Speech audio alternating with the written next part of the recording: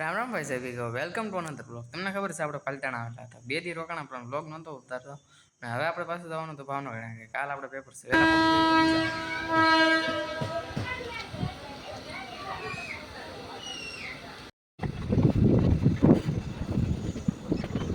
પછી ભાઈ આપણે શિવર પોગી જતો, પણ થોડી ઘણી વાર બહુ ના ટ્રેન ઉભી રહી. હું કામ ઉભી રહી કોને ખબર, પણ શું કાંઈ ખબર ન પડી ભાઈ.